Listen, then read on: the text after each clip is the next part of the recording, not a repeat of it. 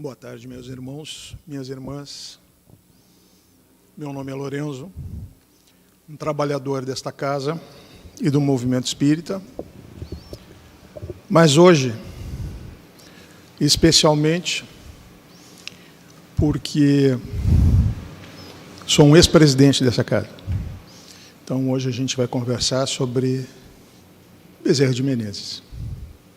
Então, mantendo nosso pensamento elevado em Deus, vamos pedindo permissão ao plano espiritual e aos diretores espirituais dessa casa para que comecemos mais uma palestra que visa nos ferramentar para o nosso dia a dia e fazer que, com isso, tenhamos sucesso nas nossas encarnações.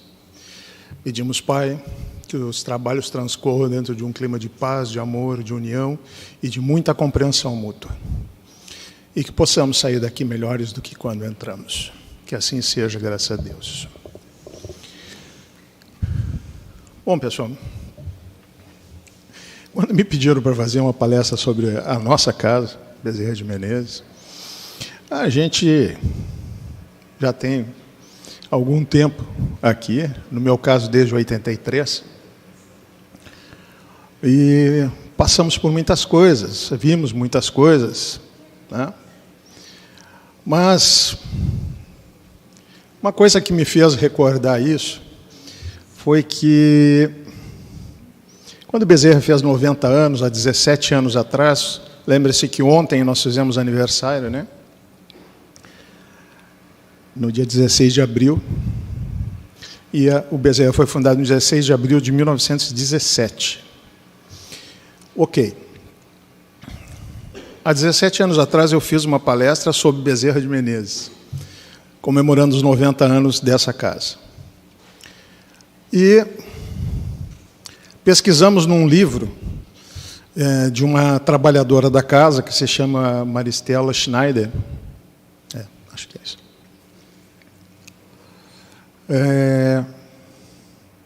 E ela trazia todo o histórico do início de Bezerra, inclusive com... Nós temos, acho que na livraria para vender. Inclusive com fotos da primeira sede, que era no fundo de uma sapataria na Quintino Bocaiúva. Depois, o Bezerra consegue se mudar para Dr. Timóteo, né? 2 endereços da Dr. Timóteo. E, por fim, recebemos um terreno aqui, na Nova York, e nos mudamos para cá. Bom, ocorre que, uma vez fundado em 1917, em 1918 nós tínhamos 80 sócios.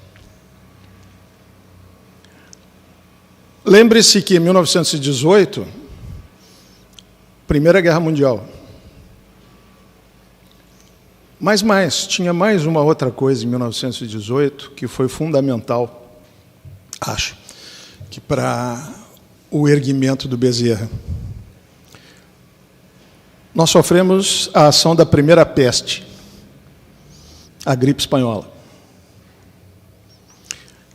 Desses 80 sócios, em 1918, nós perdemos metade para a gripe espanhola. Ou seja, se a espiritualidade não tivesse agido, nós teríamos terminado com a nossa história ali mesmo. Mas não foi o que aconteceu, sobrevivemos a isso, sobrevivemos a guerras mundiais, né? Fomos proibidos de trabalhar durante as guerras mundiais, porque a gente não podia acender a luz.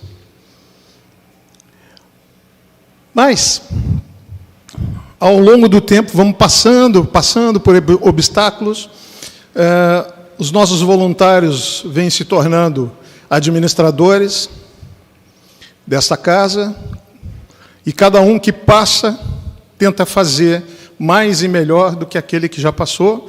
Por quê? Porque nós temos um compromisso com a espiritualidade para manter essa casa funcionando, e mais e melhor. Nesse aniversário de 90 anos do Bezerra de Menezes, o palestrante máximo, ou magno, foi Divaldo Pereira Franco. Nós trouxemos ele aqui para fazer 2 palestras para nós. Uma na Sojipa e a outra no Gigantinho. Thomas Nassojipa,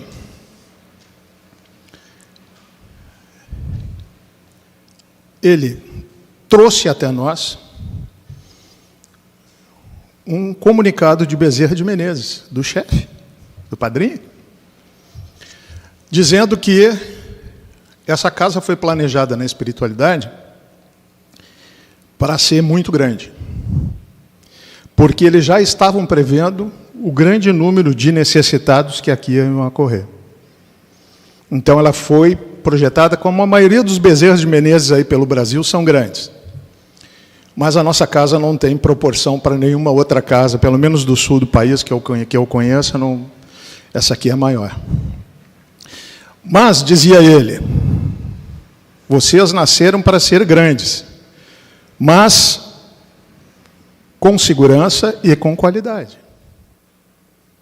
Ou seja, não adianta a gente ser grande e não ter qualidade dos nossos atendimentos. Hoje, até por limite de espaço físico, nós temos, por dia, mais ou menos 2.500 atendimentos dia.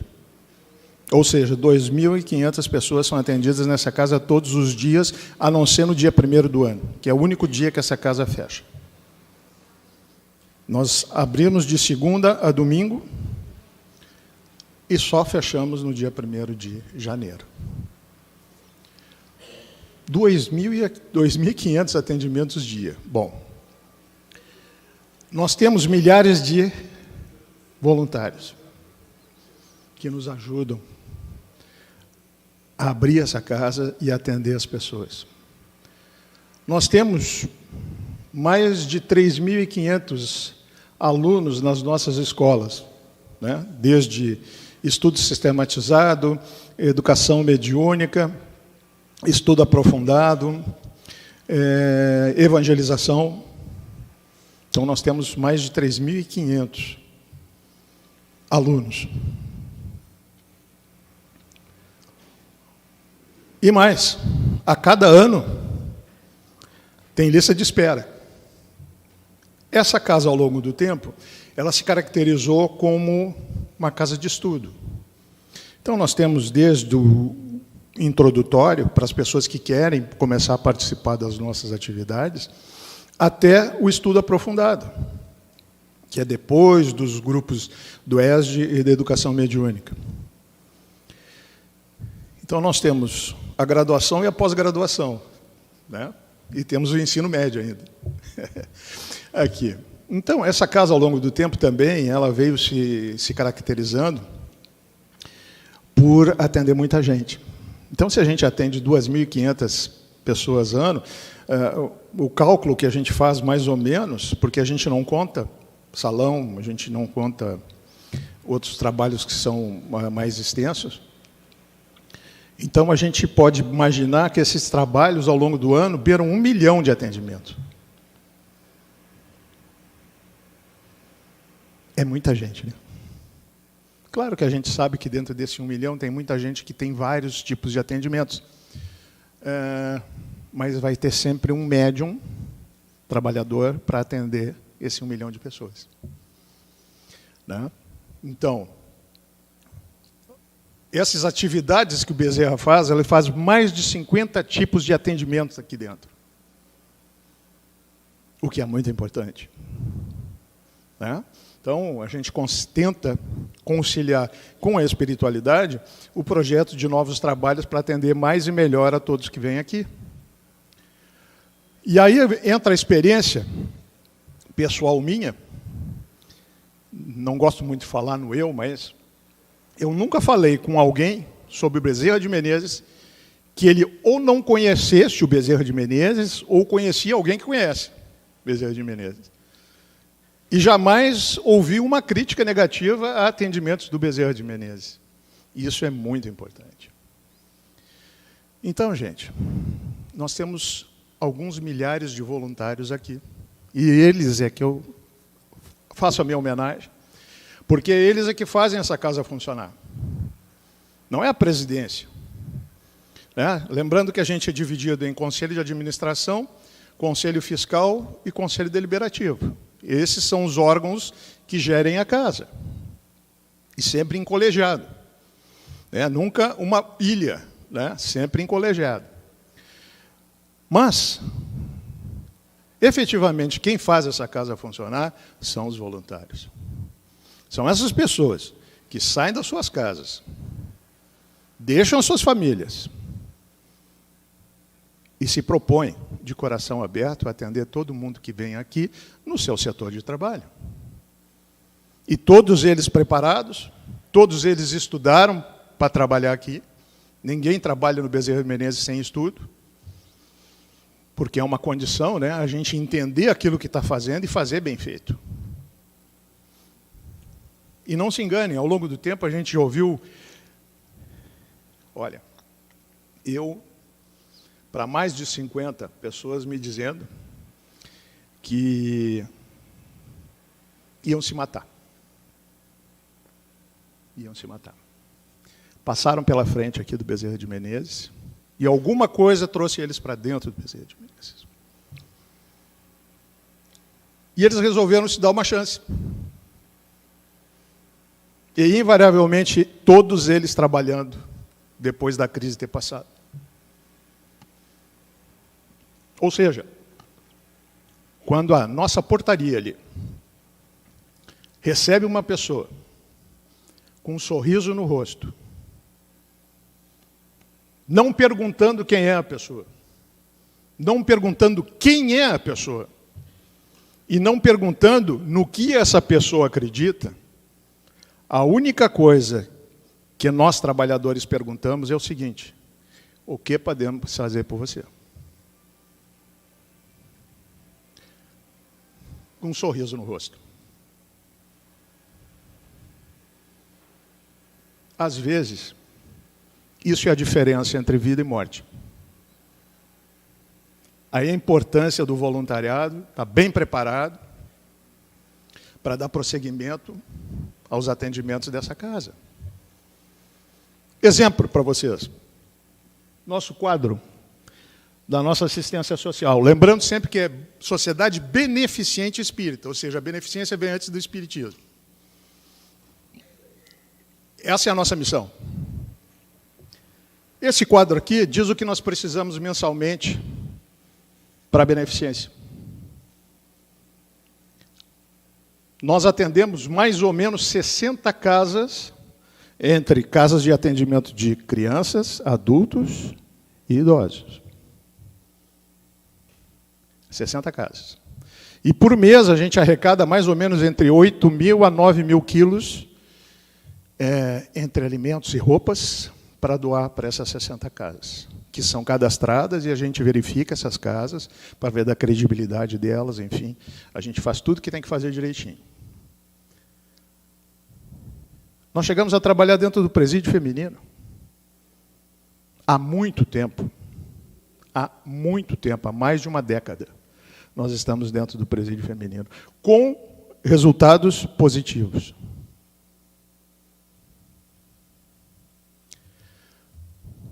Como não falar dessa casa que nos alberga e que, por ela, a gente já passou por várias situações ao longo desses, no meu caso, há 4 décadas aqui dentro. Mas, e quantas pessoas também não vêm aqui procurando ajuda, procurando auxílio, às vezes desesperadas, e sempre vão encontrar essa porta aberta, e um atendimento, e alguém para atender.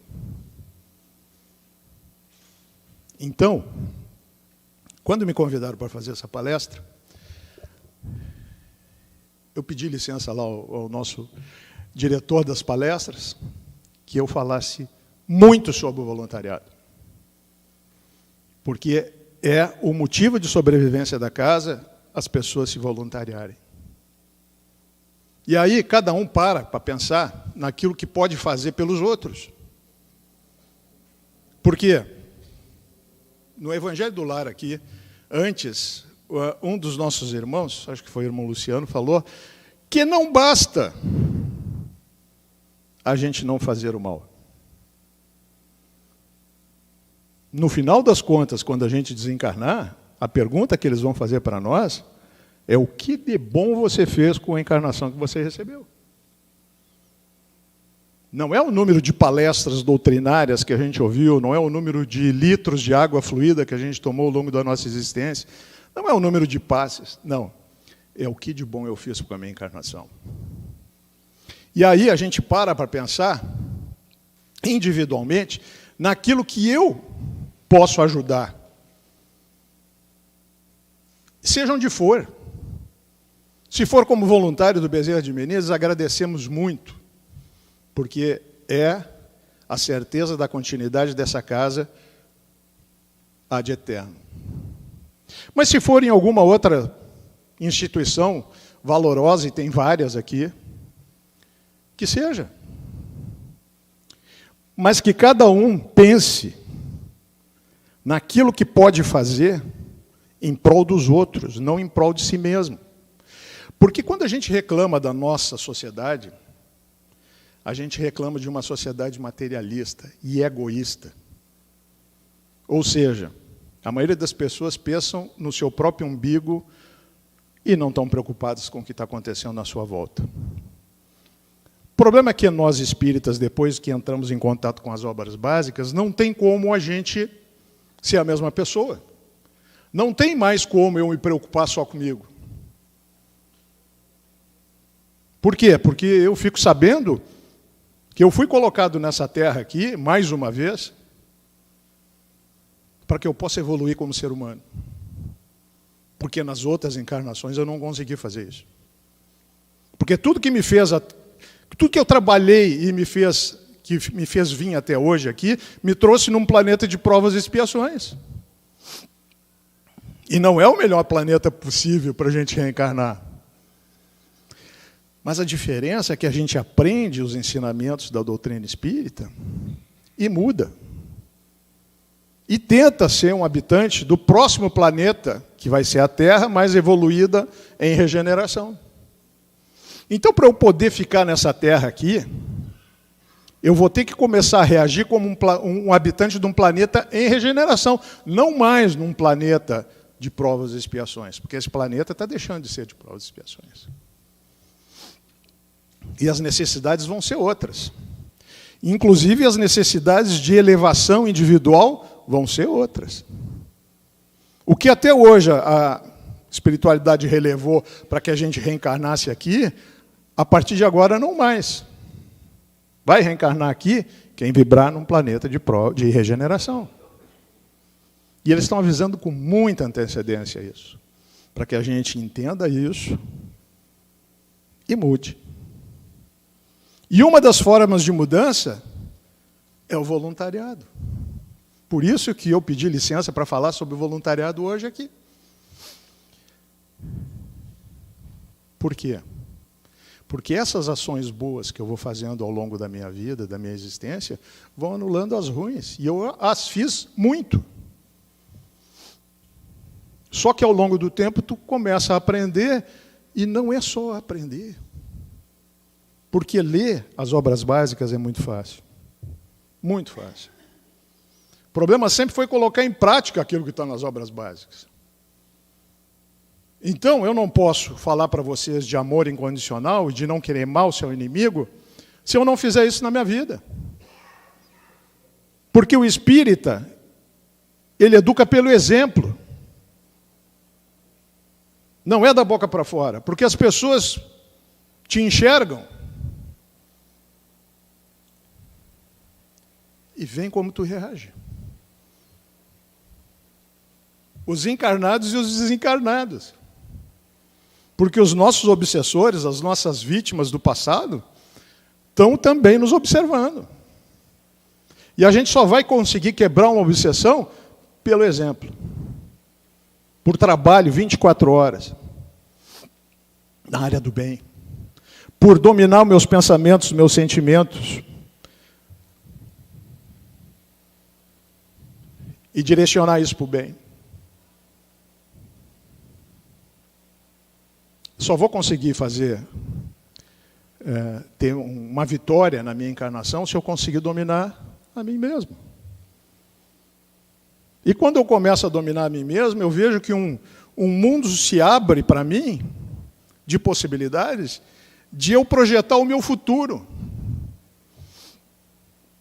E quando eu aprendo isso, eu entendo que a lei da ação e reação é a mais importante que eu possa ter.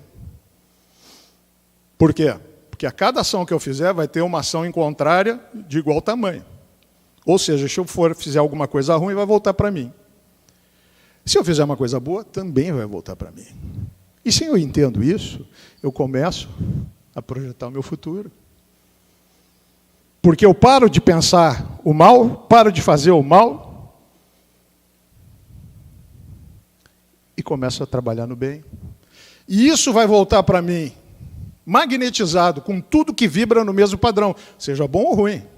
Se eu fizer coisa ruim, vai voltar para mim muito pior do que quando eu emanei esse pensamento. E vice-versa. Quando eu fiz alguma coisa boa, pensei alguma coisa boa, agir de uma maneira positiva, vai voltar isso para mim. E aí é que eu digo para vocês que a gente começa a tomar conta da nossa vida. E deixa que os obsessores tentem, porque não vão conseguir, porque a gente vai criar uma barreira do bem em torno da gente, que o obsessor até vai tentar, mas não vai conseguir. Não vai conseguir. E quando a gente aprende que isso está no alcance da nossa mão, bom, aí se abriu o mistério do mundo. Aí eu consigo fazer com que essas coisas comecem a trabalhar por mim e trabalhar no entorno da minha existência. Porque eu não tenho responsabilidade só comigo, eu tenho responsabilidade também na família que eu reencarnei. Lembrando-se sempre que família é compulsória. Amigos a gente escolhe, família é compulsória. Com todas as bênçãos e problemas que elas trazem para nós. E isso não é à toa. Os nossos filhos, os nossos pais, os nossos avós, nossos tios, nossos primos, enfim. Eles não estão do nosso lado por à toa, por estar. Todo mundo está encarnado na nossa família porque tem que estar. E ali é o primeiro lugar que eu tenho que me harmonizar com essas pessoas. E quando eu aprendo isso também, bom, eu começo a relevar um monte de coisa. Por quê? Porque eu aprendi que mesmo as pessoas querendo o meu mal, emanando o mal para mim, é problema delas. A única coisa que eu não posso fazer é me deixar contaminar pelo mal. E devolver o mal. Porque quando eu devolvo o mal, o problema passa a ser meu. É difícil? É difícil. Num planeta de provas e expiações, é difícil. Mas quando a gente aprende qual é a regra, a gente não tem mais desculpa de não fazer ou de não seguir aquilo que a espiritualidade e, muito particularmente, Jesus nos deixou como um caminho seguro para as nossas encarnações, para obter sucesso nas nossas encarnações. Então, gente, não tem como a gente ser a mesma pessoa depois de ter lido as obras básicas do Espiritismo. Não tem. Por quê? Porque a gente começa a receber a responsabilidade de tomar as rédeas da nossa própria existência, que antigamente a gente terceirizava lá para o padre, para o pastor, seja para quem for, para o pajé, para o feiticeiro, seja o que for. A gente terceirizava para eles. Diga o que eu tenho que fazer. Não. Hoje eu sei o que eu tenho que fazer e eu tenho que dizer para mim mesmo o que eu tenho que fazer. Não tenho que ficar esperando para os outros me dizerem o que eu tenho que fazer. Eu tenho que fazer. E o quanto antes. Por quê? Porque a gente está num limiar. Né? O mundo está deixando de ser de provas e expiações, passando a ser um mundo em regeneração. Então a gente está no limite. Joana de Ângeles nos diz que os espíritos estão sendo retirados do entorno da Terra aos milhões e sendo alocados num outro planeta primitivo. Por que será que eles nos dizem isso? Porque eles querem que a gente continue aqui. Senão eles não falavam nada. Eles querem que a gente mude. a nossa existência, mude o nosso pensamento, mude as nossas ações, e que quando a gente levante de manhã, abra os olhos, a gente pergunte para si mesmo, o que eu posso fazer para me ajudar e ajudar o meu próximo? E podem ter certeza que nesse mundo egoísta e materialista que nós criamos aqui, tem muita coisa a ser feita pelos outros. Muitas oportunidades de trabalhar na área do bem. Ah, mas eu não sei fazer nada. Sabe ler? Pega um livro, vai ler num hospital, para alguém que está acamado lá, uma criança. Vai fazer uma visita. Às vezes as pessoas estão no hospital, não tem família aqui, não tem ninguém que visite. Se predispõe a fazer isso. Mesmo sem ninguém saber que a gente está fazendo. Nós estamos sabendo o que nós estamos fazendo e a espiritualidade toda sabe o que nós estamos fazendo. Porque eles estão sempre de olho na gente, naquilo que estão fazendo, que a gente está fazendo. Então não importa que as pessoas saibam o que a gente faz ou deixa de fazer. Não importa que as pessoas não saibam o bem que eu estou fazendo. Isso tem que ser uma satisfação pessoal, não coletiva. Não saiba sua mão direita o que a esquerda faz. E vice-versa. Por quê? Decisões pessoais. De mudança de vida. E só tem uma pessoa que pode mudar a nossa vida. Nós mesmos. Uma vez com o conhecimento, bom, então eu vou pegar esse conhecimento aqui e vou ver o que eu posso fazer para mudar a minha vida, para melhor. E eu mudando a minha vida para melhor, podem ter certeza que pelo exemplo eu vou mudar a vida de todo mundo que está no meu entorno. Seja colega de trabalho, seja familiar, a gente vai impactar as pessoas. A gente vai ser perfeito? Não. Perfeição não é desse mundo. A espiritualidade mesmo diz que se eles fossem esperar a perfeição nossa, dos voluntários, para o trabalho acontecer, o trabalho não ia acontecer. Mas eles reconhecem muito a tentativa de acerto. O coração aberto para tentar fazer o bem. Então, o bom espírita vai ser reconhecido por aquele que tenta diariamente fazer melhor. Tenta. Porque eles sabem que muitas das vezes a gente vai escorregar ainda, porque somos habitantes de um planeta de provas e expiações, e ainda vamos nos pegar pensando mal. Mas nós, que aprendemos que isso ainda é uma realidade no nosso mundo, não passamos daí. Não materializamos mais o mal.